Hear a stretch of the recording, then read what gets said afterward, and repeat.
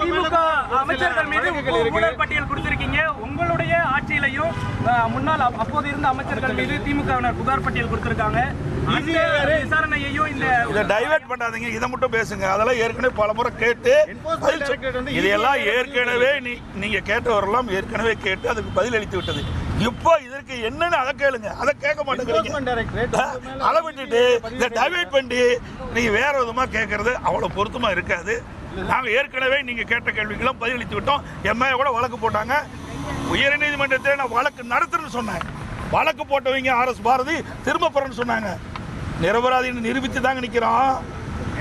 ஆனா திராவிட முன்னேற்ற கழகம் ஆட்சி வந்தது பல்வேறு துறைகளில் நடைபெற்றிருக்குது. இங்க கூட சொல்லுங்கள, இன்னைக்கு இடி 2 முறை ஒரு துறையில பல்வேறு ஊழல் நடைபெற்றது என்று சுட்டிக்காட்டி அரசுக்கு அறிக்கை அனுப்பப்பட்டிருக்குது.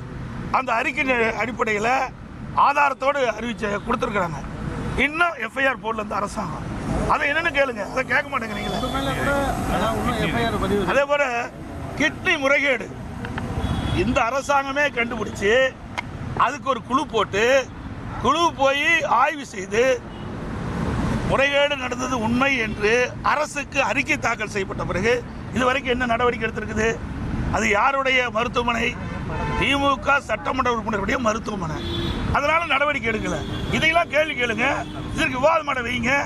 ஒரு தயவு செய்து ஊடகங்கள் பத்திரிகை வேணும், ஒரு டிவியாவது ஒரு தொலைக்காட்சியாவது இந்த கிட்னி முறைகேடு நடந்தது விவாதம் பண்ண வச்சுக்கலாம்.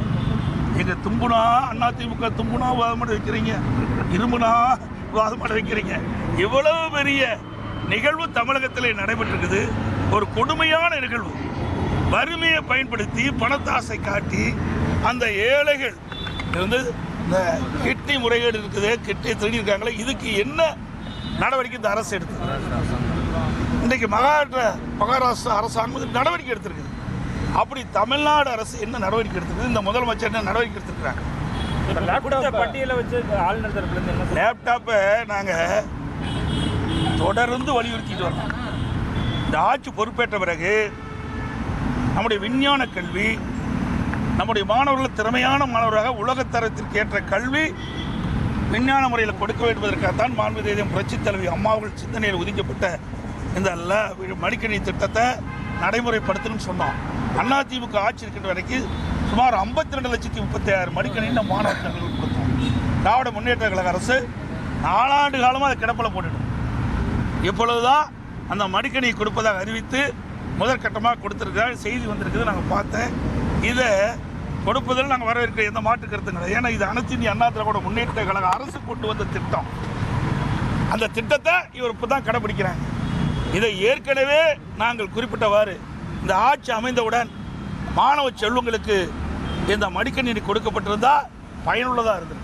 சரி, இப்போவாவது கொடுக்குறீங்களே, எதற்காக கொடுக்குறீங்க? நடைபெறுகின்ற தேர்தலில் இந்த மாணவருடைய வாக்கு தேவை. அதற்கு தான் இந்த லேப்டாப் கொடுக்குறாங்க ஒழிய மாணவன் நலனுக்காக கொடுக்கல, மாணவனுக்கு நன்மை கிடைப்பதற்காக கொடுக்கல. அப்படி கொடுக்குவதாக இருந்தால் இந்த அரசு 2025ஆம் ஆண்டு கல்லூரி திறப்பதற்கு முன்பு கல்லூரி திறந்த பிறகு கொடுத்திருந்தா கூட பரவாயில்ல. அப்பவும் கொடுக்கல. அப்போ கல்லூரி சேர்ந்த மாணவர்கள் கடன் உடனே வாங்கி லேப்டாப்பை வாங்கி படிச்சுட்டு இருக்கிறாங்க.